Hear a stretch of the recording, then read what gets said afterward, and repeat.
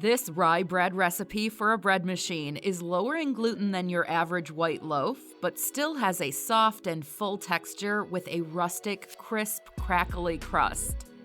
It can be hard to get homemade breadmaker rye bread soft and fluffy, so I've been experimenting with many different rye bread recipes and ingredients ratios, and that recipe seems to produce the best loaf of rye bread without being too tense and heavy, but still has an earthy and rich taste to it.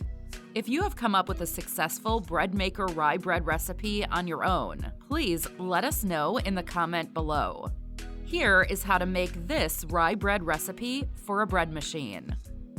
In the bread pan, add 1 1/3 cups of lukewarm water, which is 300 milliliters, 1/3 cup of brown sugar, 2 tablespoons of powdered milk, 2 teaspoons of salt, 3 cups of all-purpose flour, 1 cup of dark rye flour, which is also known as whole grain rye flour and pumpernickel flour, 3 tablespoons of room temperature butter, and 2½ teaspoons of bread machine yeast.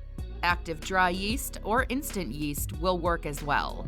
Now close the cover of the bread machine and set the baking cycle to basic or white bread cycle and press start. About 5 to 10 minutes before the end of the kneading cycle, add 2 teaspoons of caraway seeds for a slightly nutty flavor and that rugged, rustic appearance. Now, let the bread machine finish the baking cycle. Once finished, remove the bread pan and place the loaf on a cooling rack for 15 to 20 minutes before slicing.